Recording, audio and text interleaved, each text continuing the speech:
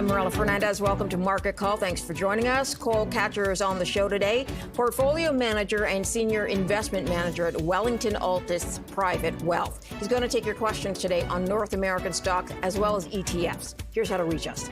You can call us toll free, 1-855-326-6266. You can also send an email to marketcall@bnnbloomberg.ca.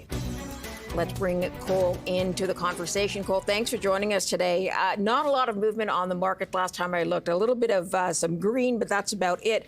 What's your take on the second half of the year, considering what the start of the year was like? Yeah, it's kind of nice when markets don't move around by 2 or 3% every day. So it's kind of been a slow grind higher here over the last week or so anyway. And I think that, the down for the year should be in, of course, with Trump in power and policy changing by the minute. That, could change on any given minute, really. But all else being equal, I feel like markets want to go higher. And specifically with, the pullback earlier this year of 15 to 20% in a lot of indexes, I think, the pullbacks happened. Now the push forward is on. And I think that, throughout the year, we'll see us eclipse all-time highs and, really push the S&P, the NASDAQ, and I think most major market indexes forward. So without a doubt, there will be periods of volatility. That's just, what happens in any market, let alone one where, the market leaders are primarily in the U.S. and the U.S. is a little bit,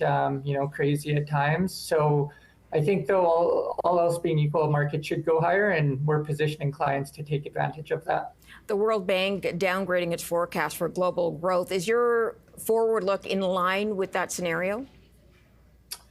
Yeah, I think that without a doubt, we've seen it in the data, and it's all lagging data, and there's, numbers that are getting revisions every week, it seems. And in that environment, though, generally in a slow growth or no growth environment, more growth-oriented stocks like tech stocks generally do well. So there's always opportunities in every market. So it's really just about looking at data, trying to position, yourself or your clients where you see the next wave of ups coming. So I do think that economic growth is going to be muted for sure, and that potentially paves the way for some rate cuts, which I think the U.S. market is pricing in, and we're starting to see yields move down. So I think if yields move down, that's going to position the market to move up most likely. And our preference, or my preference right now, is still to be a little bit more growth oriented and tech focused. You mentioned there are always ways to take advantage of what's going on. Are you being just more careful, though, given tariffs and companies even pulling guidance? Yeah, I think so. I think that, it's hard to have a pure equity portfolio right now just because of the amount of swings that, can happen. So I think, portfolio construction is very important right now. And that's going to have, some assets that will hopefully not get caught up in some of the drama that, continues to be in the markets on a daily basis. So, whether that's fixed income or alternatives or, any variation thereof, I think it's important that, people have risk on their mind and aren't getting overextended, because if the last Trump market was any sign of what this one's going to be like, the highs will be higher, but the lows will also be more extreme. And so I think, diligent portfolio management, rebalancing, all of the, things that make up for good returns over time, I think that's in the forefront right now, and you really need to be focused on doing the right things within your investment structures. Got it. All right, we're going to take a quick break. Cole Kachur with us of Wellington-Altus Private Wealth, taking your questions on North American stocks and ETFs. Back in a moment.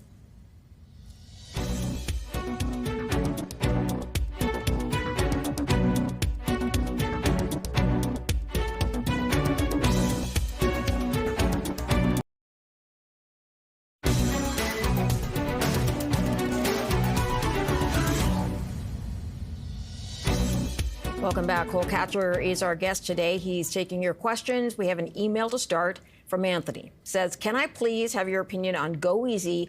Is it a good buy at this time? We'll turn that question over to Cole. GoEasy, please, Cole. Yeah, so I think Go Easy is a good company. For the most part, it's provided shareholders pretty good returns over, historical periods. So it's not something that, I own. And to me, once upon a time, it was something that I did own and had looked at. And I just think there's starting to be more pressure in that space, specifically as it relates to politics and, some of these interest charges that companies like Go Easy are charging. So not that I don't like the company, because I think it's a very well-run company. I just don't really like the space. And I'm just a little bit concerned that as more of the consumer protection comes into play, if it's going to have an impact on, companies like Go Easy. So, I don't own it. I think it's a good company, but it's just something that, out of preference for investing in, certain industries, it's just not something that I like. So I'd say no on that, but not because it's not a good company. I just don't like the sector it's in. Got it. Okay, let's go to the phone lines. John is calling on the line from London, Ontario. Hi, John. Hi, Marilla. Dzień dobry, call. I bought KKR just around the start of the pandemic. I added to it when it pulled back.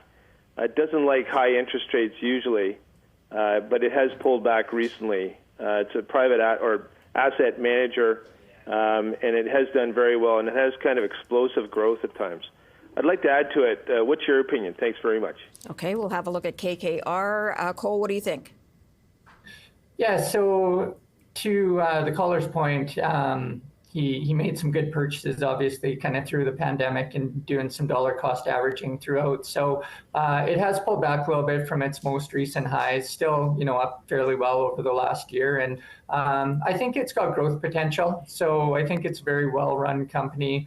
They continue to see flows in. So I would expect that, the stock looks like it could continue to move up. As per his point, it is a little bit more volatile. So I think you have to kind of look at it almost as a long-term holding, where on these pullbacks, if you still like the company, you're adding to it, which it sounds like that's his approach. So yeah, I can get behind KKR. It's not something that I own personally at the moment, but I think it's a very good company. You mentioned the volatility. So it's at about 123, almost 124 today. The high was right at the start of the year of 167. Do you think it could sort of get into that range again?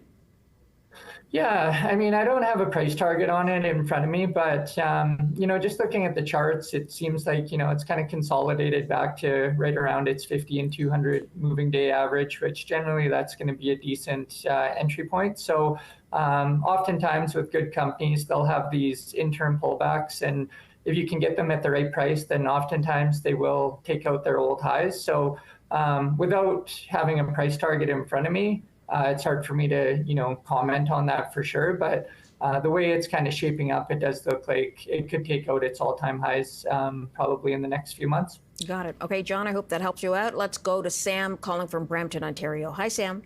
Hi, Marilla. Hi, Cole. Thank you for taking my call. My question is on XEI. Is this a good hold, maybe for say, 5-year hold? I'd appreciate your opinion. Thank you. Thank you for the question. Let's try and pull up XEI and see what that chart looks like. Cole, what do you think of this one? Yeah, so in general, I like high dividend ETFs, specifically for more passive investors or, clients who are generating income, whether it's in a RIF or, a cash account or portfolio. So generally in these types of investments, you're going to have kind of a mix of the big banks, some of the insurance companies, almost like an offset of like the TSX 60, but the dividend payers. So in general, they would have less volatility than the market as a whole, and then they do produce some income. So I think, these are the types of holdings that often you can just like set it and forget it, where you can just own it, collect the income stream. Generally over time, it's going to move higher. So I think this is, a good kind of like core holding if you want exposure to Canada. So no issues with that. And I think, I'm not as big on the Canadian market, but it's actually surprised me how well it's performed this year. So, this fund has participated in that, and it does seem like the Canadian market is going to continue to perform, at least on a decent level. So I would expect that you'd see, decent returns in the short term. And if markets do pull back, this one's going to pull back a little bit less than, if you just own like an S&P or, TSX. So I think it's a tad more conservative, which isn't always the worst thing. So I'm okay with that one. You mentioned you're not as sort of warm to the Canadian market. Why is that? It's just more of a preference to the makeup of the U.S. markets, where I think some of the biggest companies are going to, perform well this year. So I have a preference to be in companies like NVIDIA or Google and Amazon. And so that's just my, my stake. Obviously, the Canadian market's been very strong. I think there's been some really good performers. So oftentimes in Canada, I think investors get like a home country bias. And I think it's important to sometimes diversify away from that, because a lot of the biggest companies in the world, aren't in Canada. So I still, think Canada is a great place to invest. It's just about having some diversity and maybe some exposure to more of the growth assets, like I had mentioned, which generally that's going to be through U.S. markets. Got it. Okay, we're going to take another quick break. We're going to be back with Cole Kachur of Wellington-Altus Private Wealth in a moment. Stay tuned.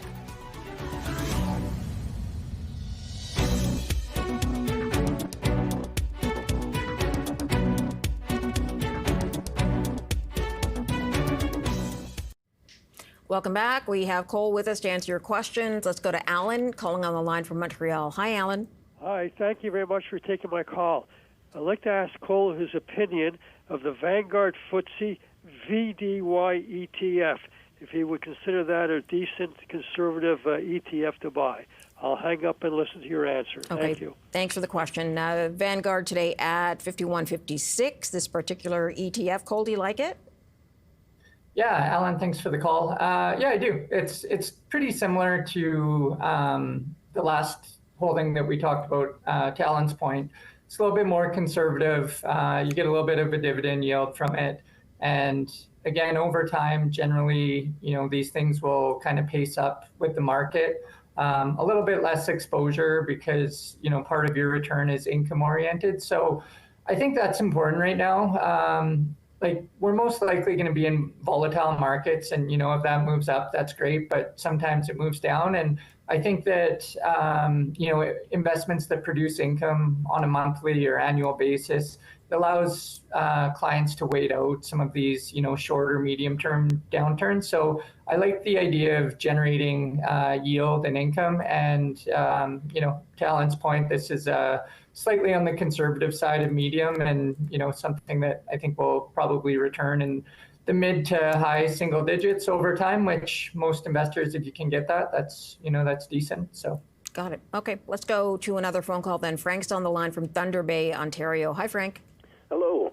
I'm calling about what am I calling about? ZST, and it pays about a 3.85% dividend, and if you look at the chart from 20 years back, it kind of goes straight down to a few years ago and then starts leveling out and just going up slightly.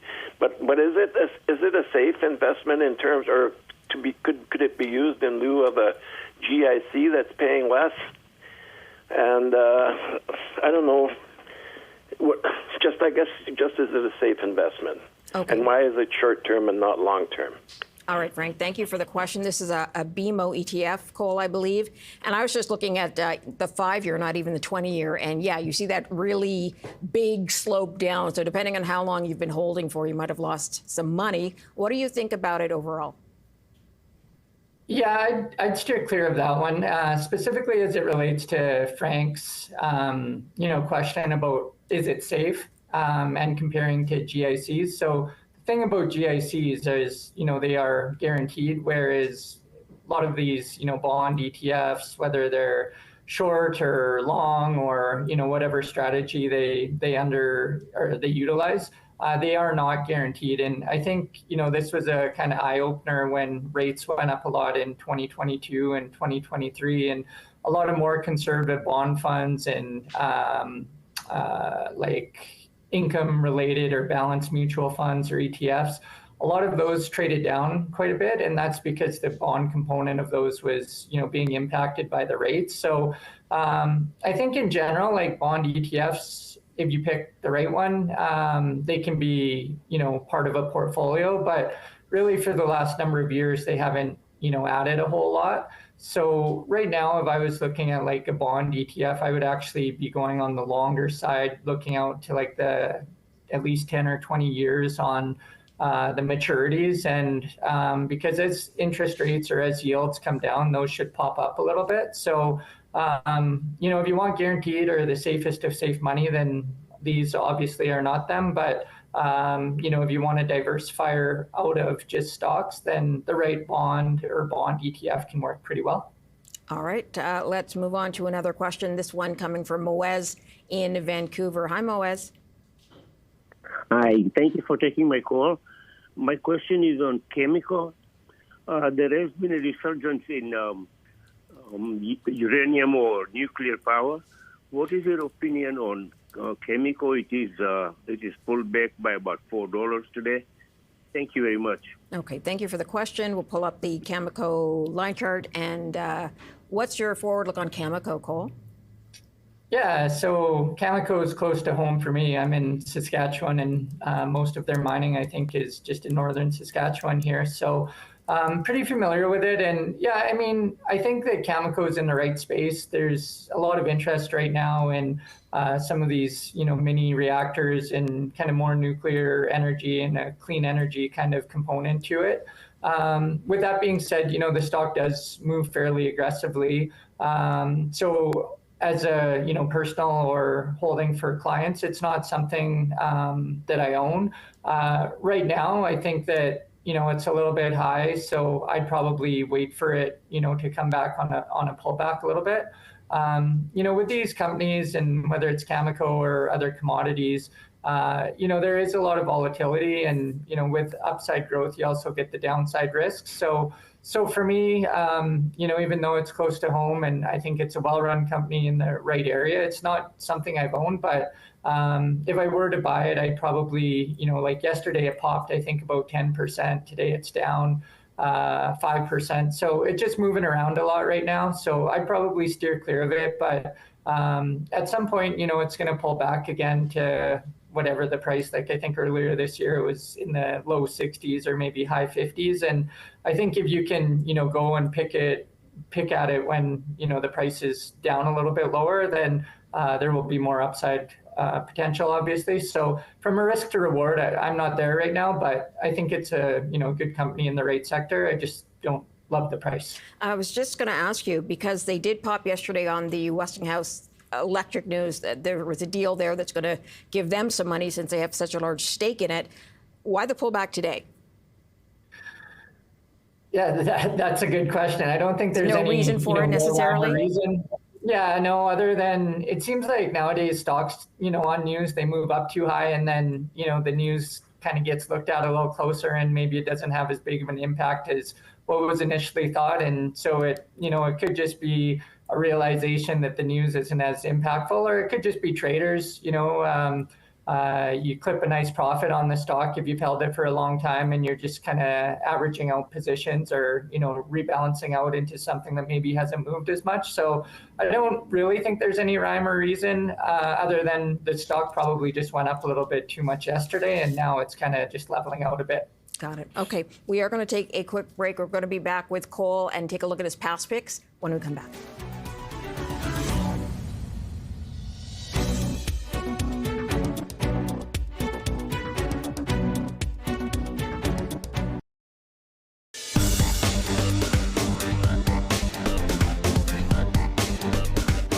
Welcome back. Time now to take a look at Cole's past picks from June 3rd, 2024, so a year ago. At the time, he picked Dell Technologies on the New York Stock Exchange. It was 132.03, now down to 114.52, so a 13% drop return and a total return drop of 12%. They make computer hardware, of course, familiar name. What's been going on with Dell in the past year, Cole?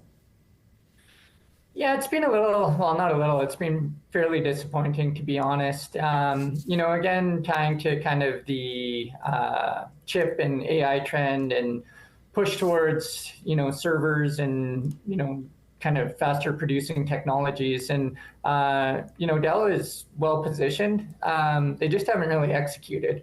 So it's nice that, the stock has rebounded fairly significantly from its lows. But from a go forward perspective, I don't hold it anymore. It was something that, we kind of bought and sold not too long later when we realized maybe they weren't executing the way that we had hoped. But it does look like it's on the path up. And I do think that, the name should benefit from, some of the things going on. And just case in point to you can be in the right industry, you can be a good company, but you still have to execute. And they just haven't. They've missed earnings a couple of times, and they've been penalized for it. So it looks like it's on the rebound, and I would think it's going to move higher. But I just think there's probably better names and better value out there to what I'm seeing. So that one was no good. Got it. Okay, let's get to your second pick from June of last year. Crane Share CSI China Internet. At the time, it was $29.15 American.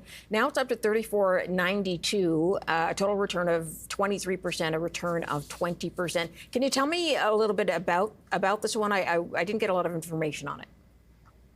Yeah. So this was more of it's just a tech-oriented ETF that basically invests in China's 50 or 100 biggest tech companies. So at the time, it was just very depressed. And I think I'd been on BNN, 3 or 4 times in the previous few months. And so we were kind of trying to look at some other areas outside of just North America where, there was some potential opportunities.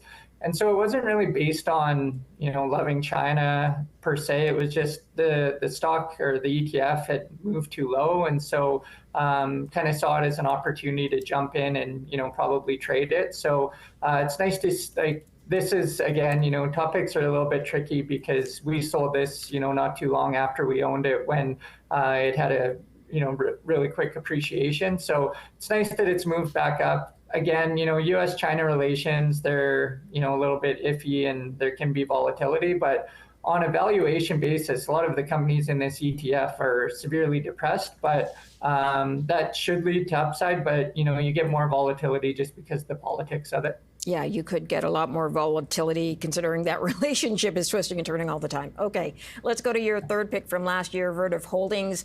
They are a holding company, but they do power systems essentially. Recommended at 96.11 American, now up to 108.05. A return upside of 12% for return and total return.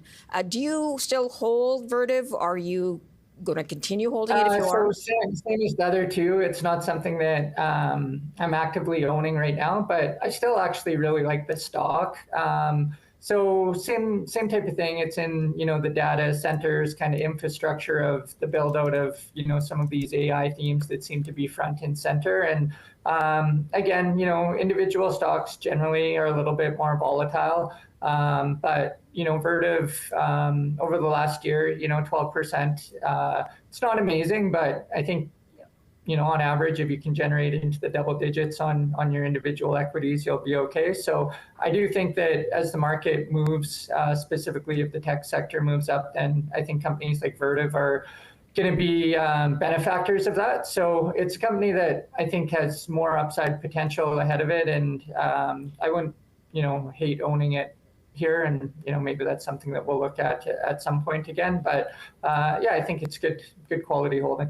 Got it. All right, we're going to take a quick break, line up some more phone calls for Cole. Cole Kachur is with Wellington-Altus Private Wealth. He's taking your questions on North American stocks as well as ETFs. Back in a moment.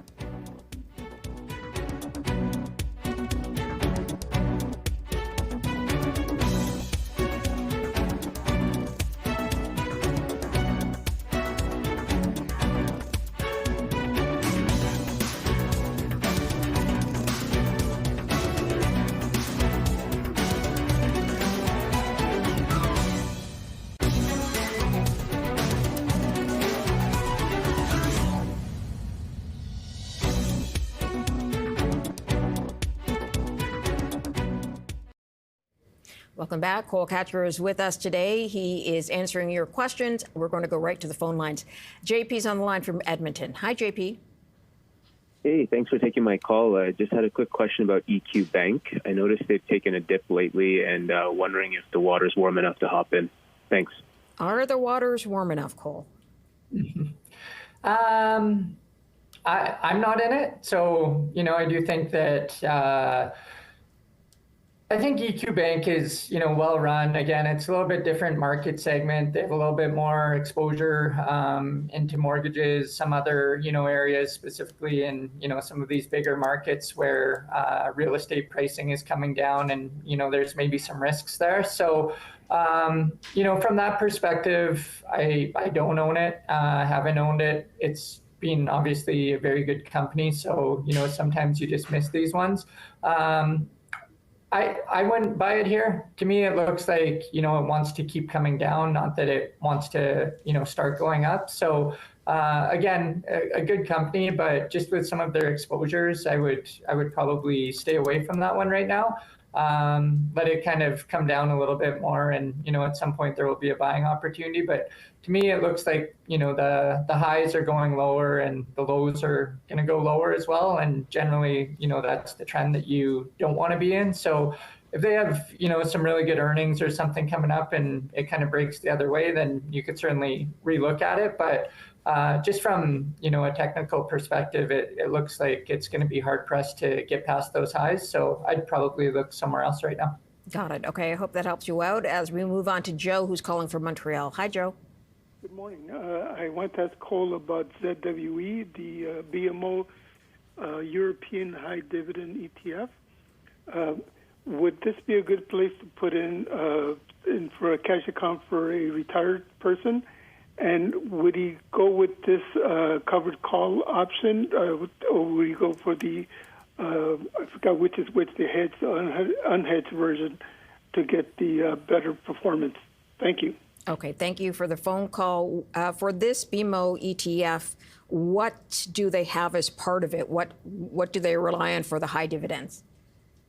Yeah, so basically all these covered call, structures work the same, where they've got their underlying strategy where they, generate more income. And really the differentiator between them is how much leverage is used or isn't used. I'm not exactly familiar with this one and the amount of leverage that it would use. So I'll just kind of say in more general terms. To me, it makes sense to try to get diversity. So I understand, the idea of going to Europe or, going to emerging markets or some of these things.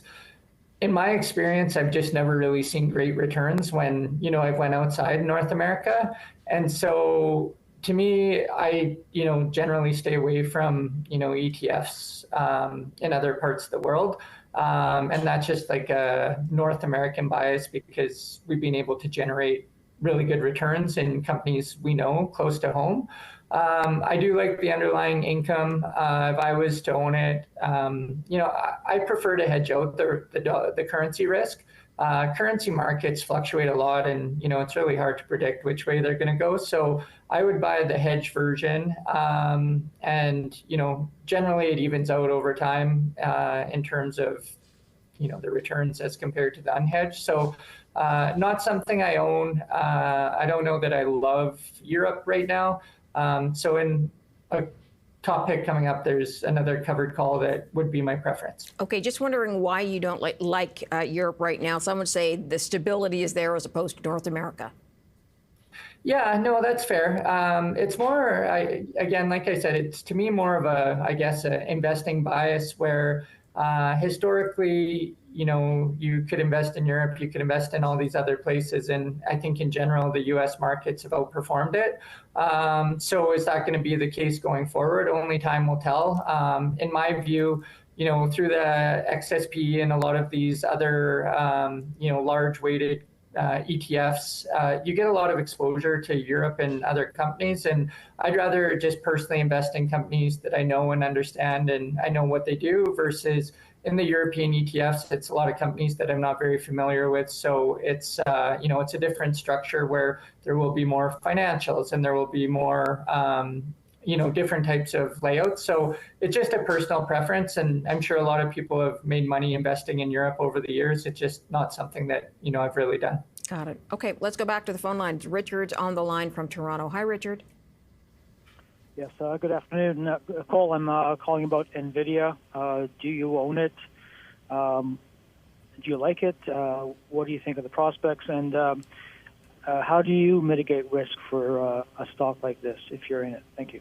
Okay, thank you for the question. Hard to mitigate risk on some of these technology stocks with Washington doing what Washington is doing, right? They can't sell certain chips to China, that kind of thing. Yeah, that's exactly it. I mean, at the heart of it, NVIDIA, is by far the clubhouse leader as it comes to the AI race and, their chips and what they're able to do, the business that they're able to generate and, the outlooks moving forward. So I own NVIDIA. I really like NVIDIA. The only thing I don't like about NVIDIA is the underlying political situation where we're not always sure, whether it's NVIDIA or some of these, other chip companies are able to do because the rules seem to change on a daily basis. So in terms of risk mitigation, I mean, really the only thing is a stop loss where you would, put a price on it where you're comfortable it going to, and anything more than that, you're not comfortable.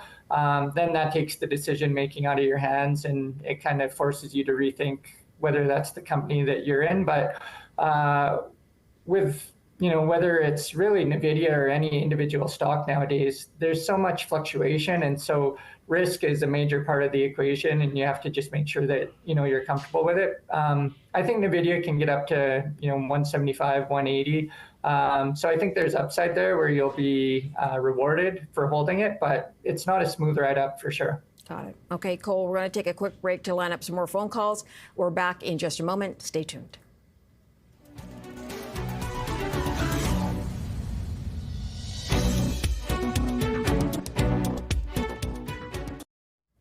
Welcome back to Market Call. Thanks for joining us. Let's go to the phone lines. We have Kevin holding on the line from Toronto. He's got a question for Cole today. Hi, Kevin. Hi, Marilla. Thanks very much for taking my call. I'd like to hear your thoughts on HNU. It's pretty volatile, I guess, but I've done okay trading it. I just want to know, do you see further decline in the gas with coming into the summer months? And what do you figure is a good time to get into this? Thanks very much. Okay, Kevin, thank you for the question. Cole, what's your take on HNU? Yeah, so I'm not a commodity expert. I know, BNN gets some great kind of commodity experts who come on and will, deliver insight to maybe where gas prices are going and this and that. To me, the big issue with this is, there's a lot of volatility with this name, primarily because of the leverage attached to it. And so you have to be really confident that an underlying, stock or commodity is moving up if you're attaching leverage to it. And specifically when it's daily leverage, because that kind of compounds against the investor on a daily basis. So I've never seen really anybody make money in this sector. So if you have, that's awesome because you're good at trading it. But for the type of investing that we do, day trading, being in highly levered names isn't really how we operate. So it's not something I could really recommend to frankly anyone because I think it's something that you'd have to babysit and watch really closely and have a very good kind of eye on what underlying gas prices we're going to do, et cetera, et cetera. So, as a portfolio manager, it's just not somewhere we go for clients. And I would think that, most do-it-yourself investors, that's where you can get into trouble. So unless you really know, the commodity or really understand the fund and the costs and the leverage structure, I'd steer clear from it. Okay, thank you for the question. Let's move on to Linda calling from Montreal. Hi, Linda. Hi, Cole. I have a question about Parkland. It seems like the deal went through with Sunoco, but it seems to be stalled in the mid-38.50s. And I'm wondering why it's not going up if the news is good and it's being, taken over by Sunoco. Thank you, and I'll hang up to listen to your answer. Okay, thanks, Linda. That's a good question. There was some back and forth on this deal. Not everybody liked it. What did you think of the deal, and why do you think it hasn't pushed the stock up? Yeah, so with the stock in general, I think, over the last number of years, it's, just kind of been underwhelming where, you get a little bit of a dividend, a little bit of growth. And, over time, neither is really that exciting. And so you look over like a 5-year period and it hasn't really done, very much. So then in the here and now, I'm not exactly sure the reason. You would think that the sentiment would be a little bit higher on it. I can't recall offhand if it's a stock deal as well. So sometimes, if it's a stock deal and there is going to be, picking up the purchasing company stock, then it's more related to the outlook of that as well. So Parkland as a whole, it's just something to me that's it's been, just kind of just kind of medium, not that exciting. So why it's not really moving now, I guess it's just kind of like par for the course for what it's done. But generally on deals, you would expect to get a little bit of movement, specifically when, a thing is ratified. So this one's a little bit odd. Yeah, so it is a shares and cash deal, 3 billion US shares and 2.6 billion in cash, just to clarify. Yeah, so it's most likely just on the outlook of the shares. Because, when a company purchases another one, there's often, going to be debt issuance or share issuance to cover that. And that might sour the prospects of, the purchasing company a little bit. So sometimes I think in share deals, you don't get as much, price movement, whereas in all cash deals, it's pretty clear what the underlying buyout is. And then, the stock reacts, very, similarly to what the final price is. Whereas in a combination or in an all stock deal, then essentially you're kind of at the whim of what the purchasing company is. So I without looking into it a great deal, I'd say that's probably what's happening here. Got it. Okay, let's go to another caller here. Davish is on the line today from Calgary. Hi, what's your question? Hi, good afternoon to both of you, and thank you for taking my call. I have a knowledge question. I would like to know what is the criteria for knowing the difference between monthly yield ETFs versus long-term ETFs. So set it and forget it. Is there any tool for the monthly yield ETFs that can show the overall return in percentage, including distribution and growth on the graph? And what is the general rule? Which one gives a high return in the long run? Okay, thank you for the question. Good question. How do you differentiate if you have a shorter term goal or a longer term goal? How do you know what to look for? Yeah, so generally like more of the income producing ETFs. So I would say those would be more short term focused because you're generating yield, you're generating distributions.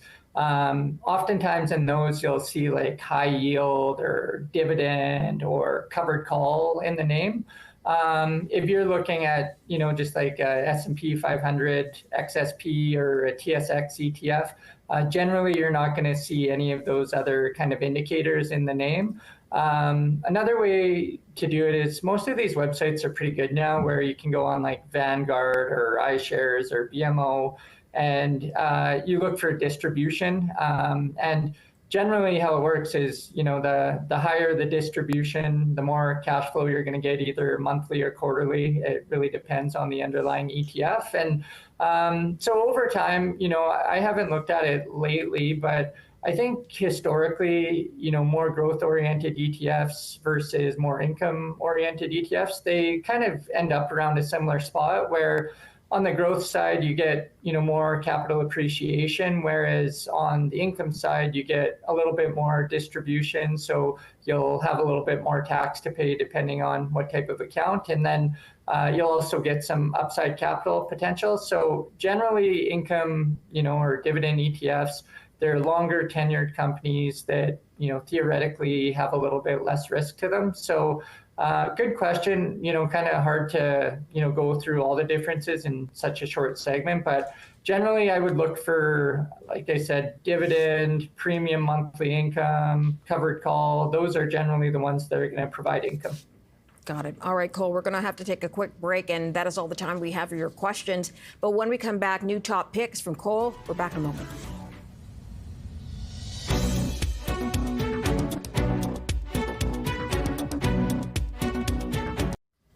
Welcome back, and thanks for joining us. It's time for new top picks from Cole. His first one is Estee Lauder, New York Stock Exchange, which I'm wondering about, Cole, because they just announced they might have to lay off about 11% of the workforce. They did not meet some of the estimates recently in latest earnings. Do you still like Estee Lauder?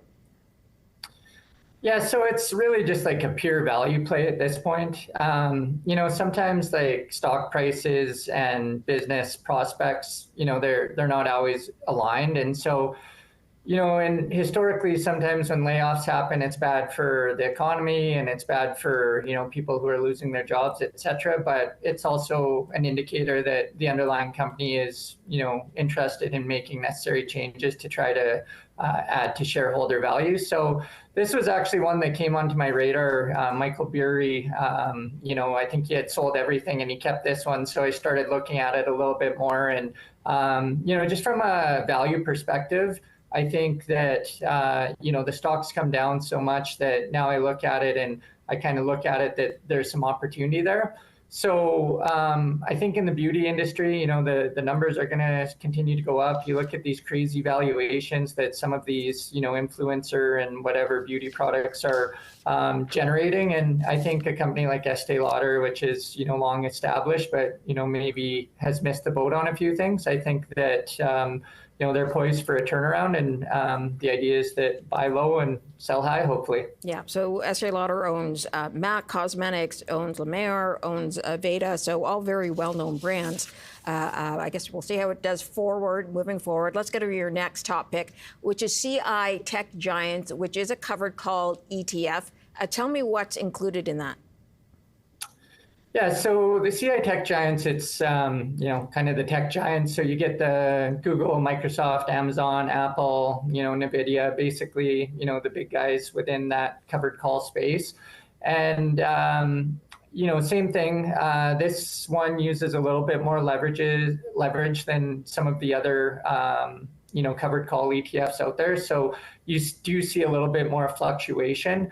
I think that, those big companies have the opportunity to move ahead here.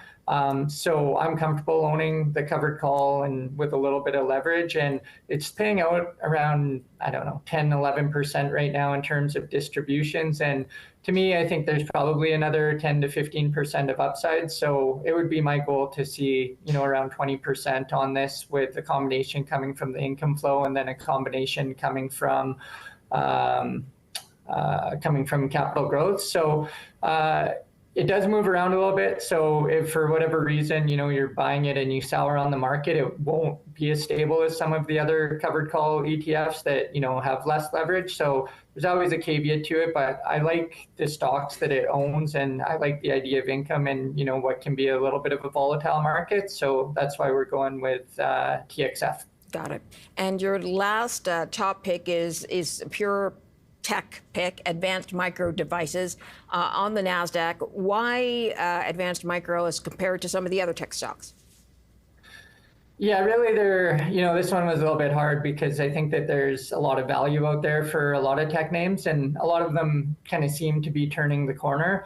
So, I think NVIDIA is probably the better company, but I also think there's probably more upside in AMD. So to your point, this is, pure growth. You get a lot of volatility.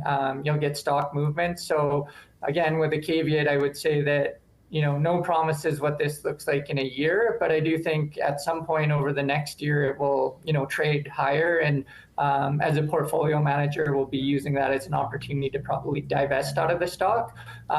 So I think with, any top pick or any stock, it's not just about buying it, it's about selling it. And for us, we, think that, again, AMD can move probably $20 or $30 higher from current levels, and I think it will generate a pretty decent return. So it doesn't come without risks. So if you're more conservative in nature, then certainly this wouldn't be for you. But if you're looking for topside growth, both you can buy it on the US side or you can buy it through a CDR, which is a way to kind of keep your money in Canadian dollars. And I think there's some good opportunity for upside.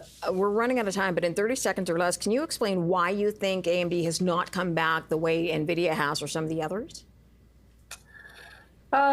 Well, I think NVIDIA is really, there's kind of like a hierarchy where like NVIDIA, ASML are probably, leading the way. And but generally what happens is as the market continues to go up, people will start looking for a little bit more value where they're like, oh, NVIDIA is already, fully back to where it was. I'm going to kind of look at the next thing. And so I think AMD is a very well-run company. And, are they quite as strong as NVIDIA? Probably not, but, they're not that far off. And I think the stock will represent some upside from current levels. Got it. Cole Kachur, appreciate you joining us, sir. Thanks very much for sharing some of your time. Yeah, I appreciate it. Have a nice day. Thanks. You too. And thank you for joining us today on Market Call. We'll see you again tomorrow. A quick look at the markets as we head to a break.